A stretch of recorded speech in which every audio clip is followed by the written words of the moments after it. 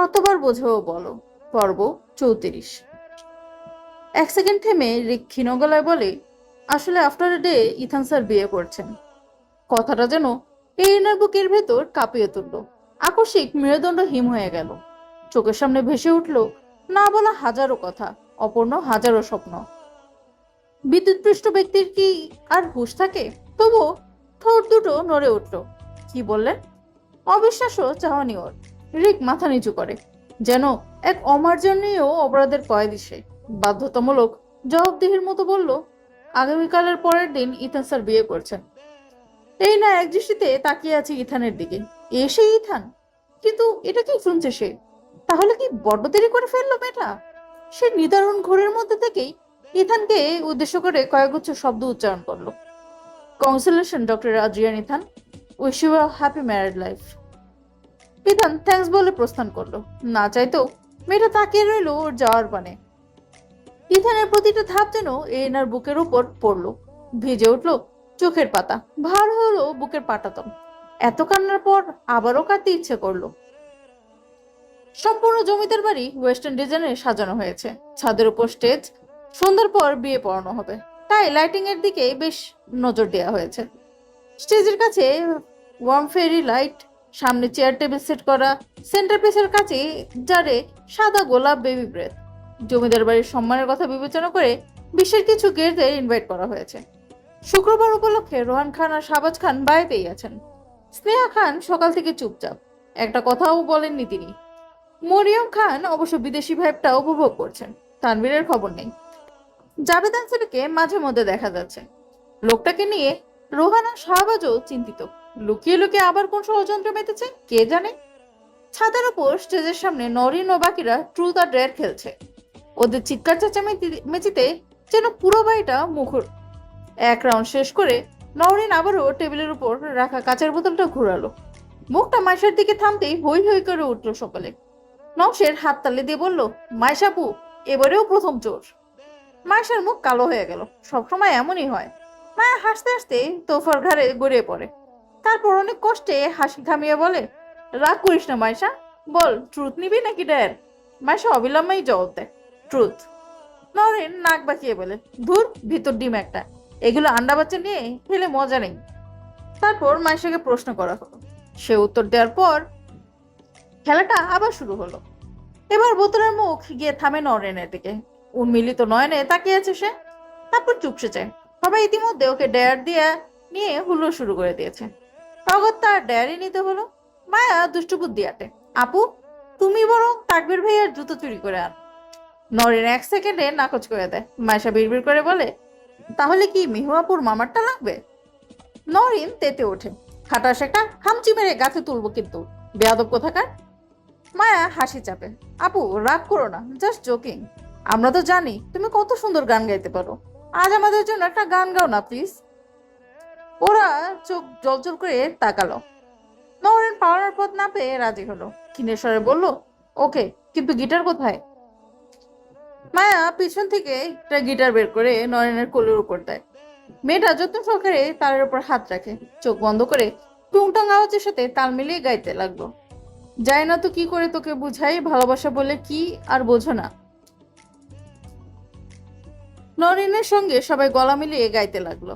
মৃদু হাতে তালি ও গিটারের সুরের সঙ্গে মিলে একাকার পরিবেশ। নরিন পরের অংশ গায়, তোকে ছাড়া একটি প্রহর বাঁচা ভীষণ কঠিন, থাকতে চাই সারাদিন সারাক্ষণ তোর অধীন। সহসা পিছন থেকে তাকবীরের পুরুষালী কণ্ঠ পরবর্তী পংক্তি ভেসে আসে, তোকে নিয়ে মনে আমার জাগে সংশয়, যত ভালোবাসি তোরে কমই মনে হয়। অনাকাঙ্ক্ষিত ঘটনার জন্য কেউই প্রস্তুত ছিল না।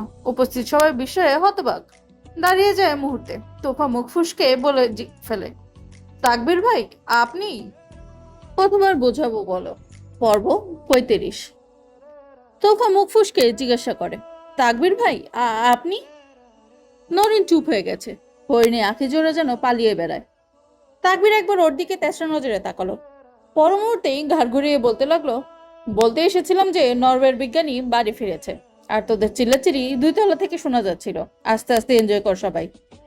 কথাটা কোনো মতে বলেই তাকবীর প্রস্থান করে। আজকাল ওই হতছেলের সামনে নিজেকে ধরে রাখাও কঠিন। মেয়েটাকে যে কবে তাকবীরের অবাধ্য অনুভূতি বুঝবে। আদৌ কখনো বুঝবে কিনা মেয়েটা কে জানে। সবাই তখনও আস্তে আস্তে খেলতে ব্যস্ত। নওশেরকে ব্যাঙের মতো উপর হয়ে হাঁটার দেয়া হয়েছে। সে লাফাতে লাফাতে সিঁড়ির কাছে দাঁড়িয়ে থাকা সুন্দরী এক মেয়েকে দেখে থমকে যায়। মাইশা সঙ্গে সঙ্গে খেকে ওঠে। কিরে, থামলি কেন? নওশের ইশারা করে। সিঁড়ির কাছে দাঁড়িয়ে আছে এলেনা। গোল্ডেন সিল্কের চুলগুলো মেয়েটাকে অনিন্দ সুন্দরী করে তুলেছে। ঘন অক্ষিপলক বুকে ঝড় তুলে দিতে সক্ষম। এই না ধীর পায়ে এগিয়ে এসে আধো বাংলা ইংলিশে প্রশ্ন করে, তোমরা কি করছো? নরিন জবাব দেয়, ট্রুথ আর ডেয়ার খেলছি। আপনি কে?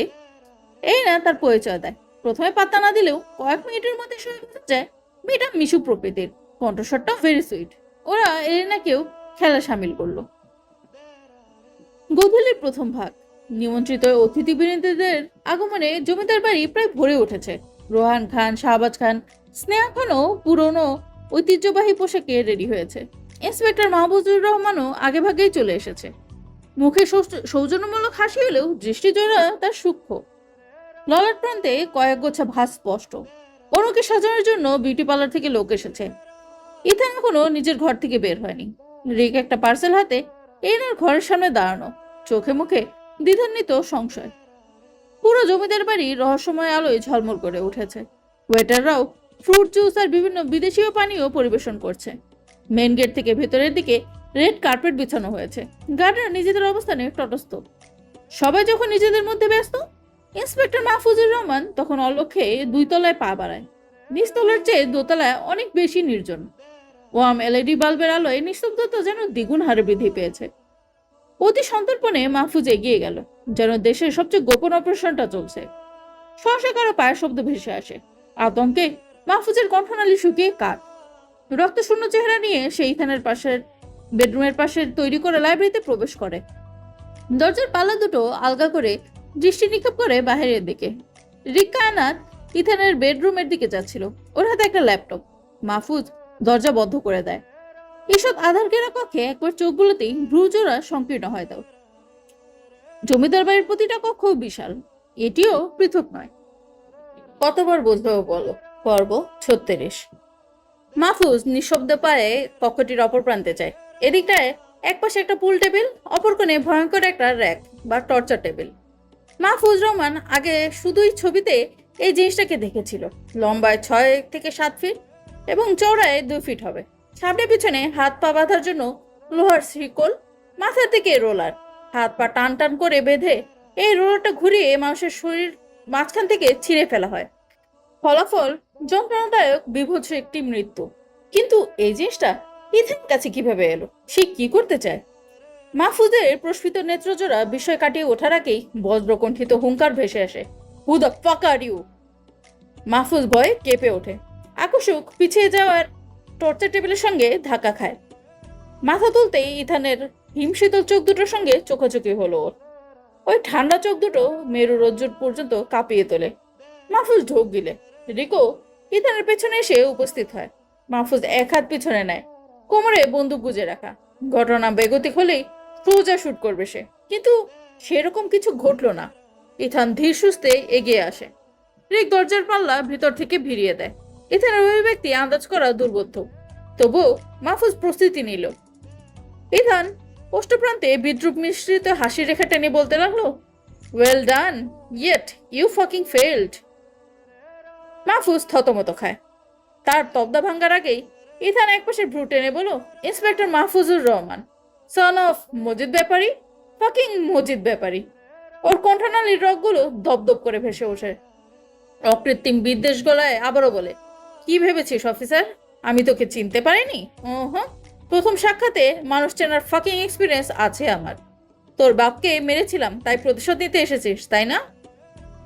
I like it. বেড়াল হয়ে ইঁদুরের পেছনে দৌড়ানো, ওকে, বাট বাঘের পিছনে লাগতে নেই অফিসার। বাঘ কিন্তু পালাবে না, ছিঁড়ে খেয়ে ফেলবে। শেষ কয়েকটা বাক্য যেন সতর্কবাণী। মাহফুজ এবার আর নিজেকে আড়াল করলো না, হুমকির পাল্টা জবাব দিল, ভালোই হয়েছে, এবার আর লুকিয়ে লুকিয়ে মারতে হবে না, সামনাসামনি মারতে পারবো। ইথান ঘুরে টর্চার টেবিলের কাছে যায়। টেবিলের কাঠের উপর হাত বুলাতে বলতে বলে, তোর মতো একটা ক্যাট আমাকে মারবে? দিবা স্বপ্ন ভালো নয়, ভালো ডাক্তার দেখা, আমি চিকিৎসা করলে কিন্তু আবার। সে থেমে গেল।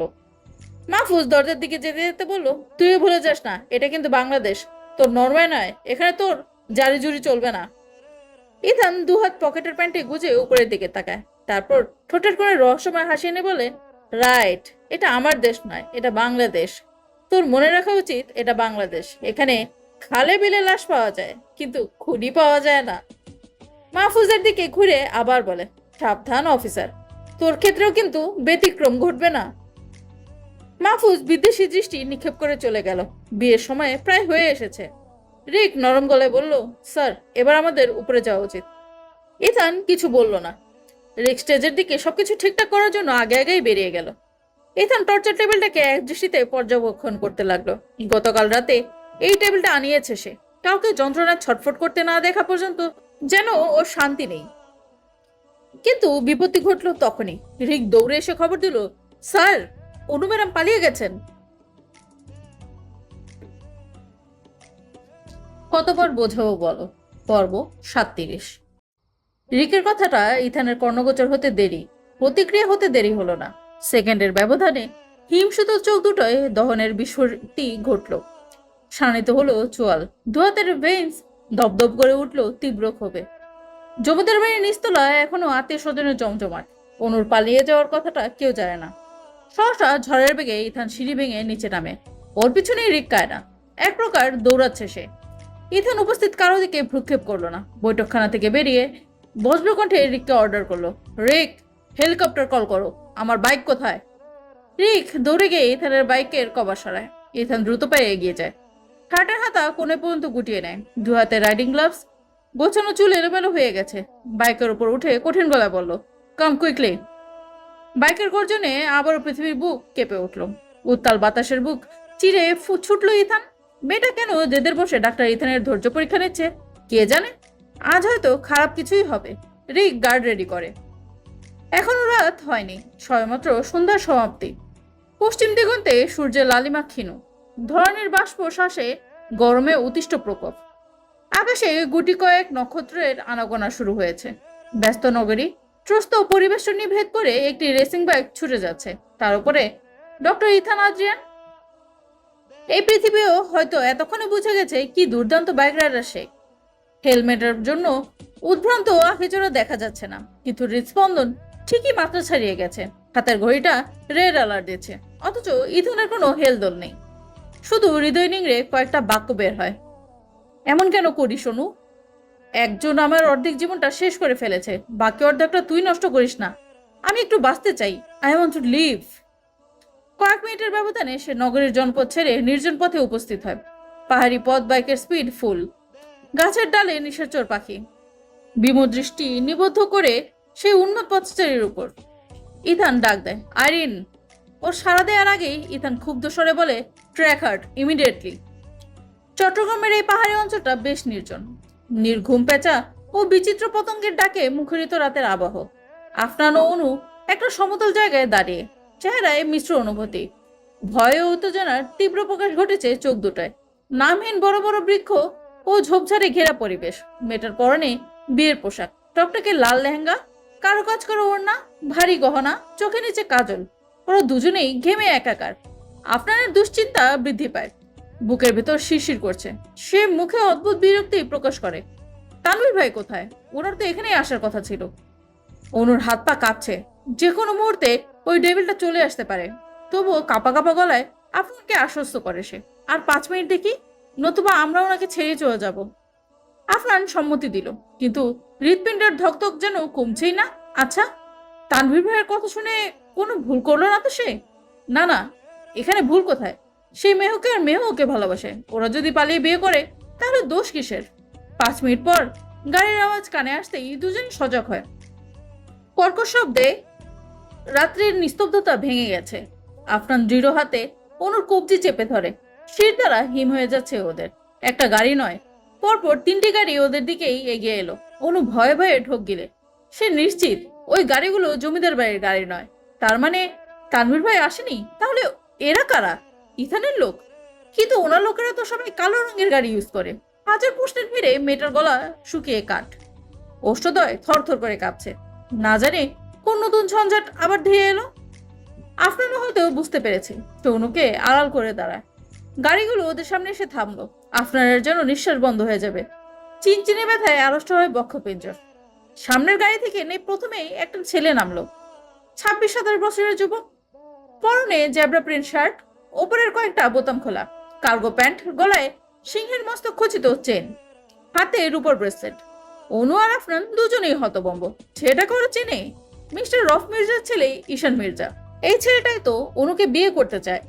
বাকি গাড়ি থেকে ডজন খানেক লোক বের হলো। ঈশান অনুর দিকে আর চোখে তাকায়। লালসার দৃষ্টি নয়, বরং ওতে সূক্ষ্ম এক তৃষ্ণা ছিল।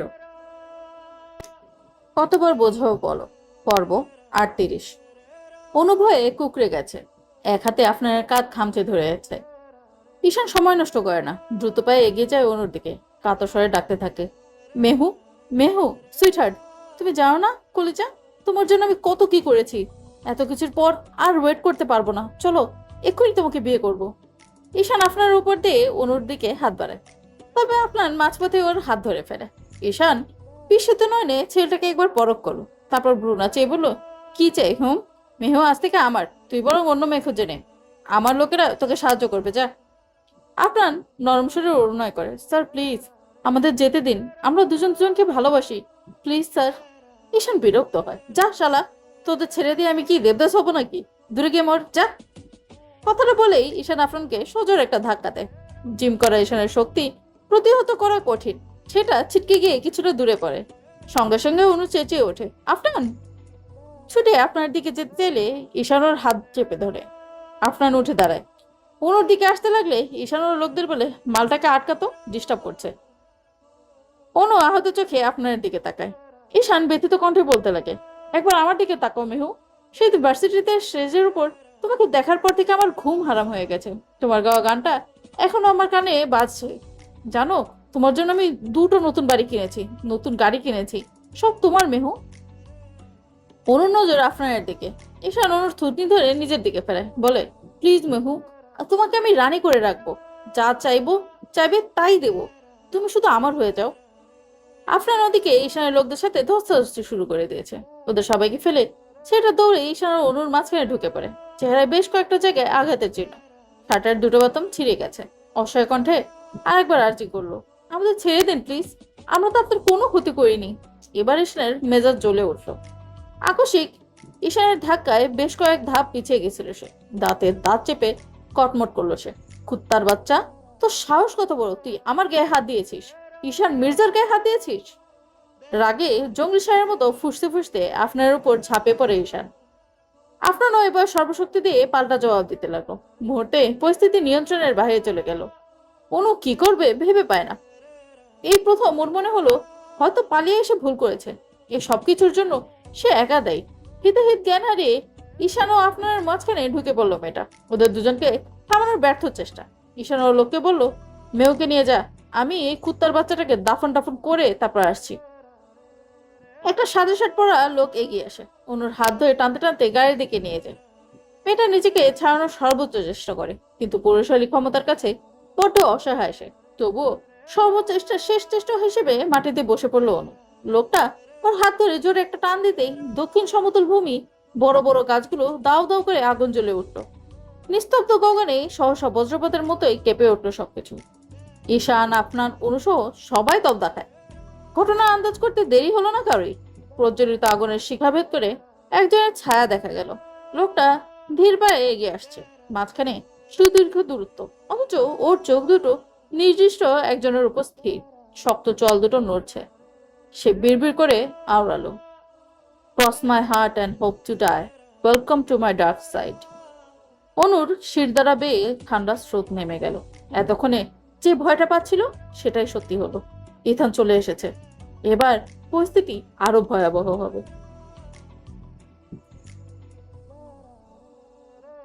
কতবার বোঝাও বলো। পর্ব 39। সাদা শার্ট পরা লোকটা অনুকে ছেড়ে বাকিদের সঙ্গে গিয়ে দাঁড়িয়েছে। অনাকাঙ্ক্ষিত ভাবে ইথানের উপস্থিতি সকলের সঙ্গে আরেকজনকেও বিস্মিত করে তুলল। উল্টো দিকে ঝোপের আড়ালে লুকিয়ে ছিল তানভীর আর ওর দলবল। এতক্ষণ সবকিছু লুকিয়ে লুকিয়ে দেখছিল সে, কিন্তু ইথানের আগমন ভাবিয়ে তুলল ওকে। অসন্তুষ্ট কণ্ঠে বিড়বিড় করলো, বাড়া ভাতের ছাই দিতে আবারও চলে এসেছে। ইথানের দৃষ্টি অনুর দিকে। সে একবারের জন্য নিজের দৃষ্টি সরায়নি। ভয়ে মেয়েটার চেহারা রক্তশূন্য হয়ে গেছে, হাত পা থরথর করে কাঁপছে। ইথান কিছুটা দূর থেকেই তড়িৎ গতিতে আক্রমণ করে। অব্যর্থ প্রহারে মাটিতে বসে থাকা অনুর গলা চেপে ধরে। মেয়েটা একবারেও হকচকিয়ে গেল। লোকটার কি দয়ামায়া বলতে কিছুই নেই? ইথান এক ধাক্কায় ওকে পিছনের গাড়ির সঙ্গে ঠেসে ধরলো, তারপর ছেড়ে দিল তীব্র ঘৃণার বাণী, ফাকিং অ্যাসহোল। অনুর নিঃশ্বাস আটকে আসে, চোখের কার্নিশ বেয়ে গড়িয়ে পড়ে উষ্ণ পানির স্রোত। ঈশান মির্জা পেছন থেকে হুঙ্কার দেয়, এই সায়েন্টিস্ট, ওকে ছেড়ে দে। থেমে থেমে এক দম নিয়ে ওর লোকদের উদ্দেশ্য করে বলে, তোরা দাঁড়িয়ে আছিস কেন? ওরে খেয়ে ফেলা। লোকজন আসে পড়লো ইথানের ওপর, অথচ ওকে এক চুলও নড়াতে পারলো না। আড়াল থেকে তানভীর জন্য এমন একটা সুযোগ খুঁজছিল। সেও ওর লোকদের পাঠিয়ে দিল ইথানকে মারার জন্য। সবাই মিলে ইথানকে অনুর উপর থেকে সরাতেই গুলি বর্ষণের শব্দে কেঁপে উঠল নিঃসার পৃথিবী। হেলিকপ্টারের গর্জনে নত হলো বড় বড় গাছগুলো। বাতাসের বুক চেড়ে যাচ্ছে সুবিশাল পাখার ঘূর্ণায়নে। ইথানের ঠোঁটের কোণে পৈশাচিক হাসি ফুটে উঠল, যেন এটাও ওর সাম্রাজ্যই, আর সবাই ওর গোলাম। ঈশান আফনান উপরে তাকায়। এক হাতে দৈতাকার স্কার এইচ রাইফেল আর অন্য হাতে হেলিকপ্টারের গ্র্যাব হ্যান্ডেল ধরে দাঁড়িয়ে আছে রিক কায়নাত। এ যেন হলিউডের কোনো মুভির সিন। তানভীর নিজে নিজেই একটা গাছে ঘুষি মেরে স্থান ত্যাগ করলো।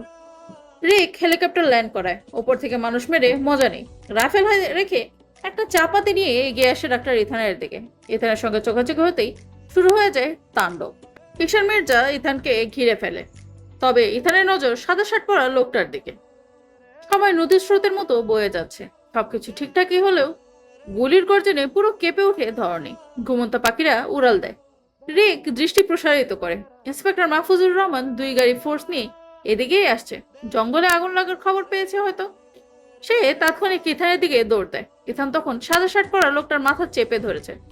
ভারসাম্যহীন ভঙ্গিতে আঘাত ও গালাগালা করছে লোকটাকে।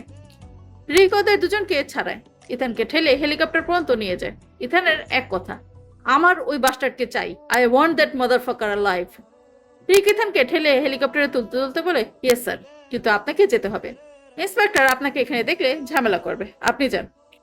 অনু নেই। ভগ্ন হৃদয় ও জীর্ণশীর্ণ শরীর নিয়ে মেয়েটা আগেই পালিয়েছে।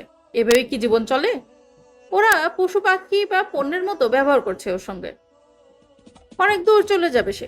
ওর জন্য এতজন মানুষ একে অপরকে মারার উল্লাসে মেতে উঠেছে। এটা কিভাবে মেনে নিবে সে? কাউকে লাগবে না ওর, না ইথান, না ঈশান, আর না আফনান। হেলিকপ্টার উড়ল। পাখার ঝাপটায় চূর্ণ বিচূর্ণ হলো বাতাসের বুক। রাত্রির নিস্তব্ধতায় রচিত হলো বিষাদের সুর। মন হারিয়ে বেঘরে ডুবলো স্বপ্নের সাগরে। কোন সকালে ভোরে আসবি তুই? মেঘলা দিনের আলো, রামধনুটা চেনালো। বল না আর কত ভালোবাসবি তুই? বিভোর সেই সুরের সঙ্গে ইথানের নির্বিকার কণ্ঠ একাকার হলো। পালা অনু, যতদূর সম্ভব পালা। পৃথিবীর শেষ প্রান্ত থেকে আমি ছুটে এসেছি শুধুমাত্র তোর জন্য। এত সহজে তো ছাড়ছি না। তুই যেই পথে ইচ্ছে যা, কিন্তু ডেস্টিনিতে শুধু আমাকেই পাবি। Not as a hero, but as a villain.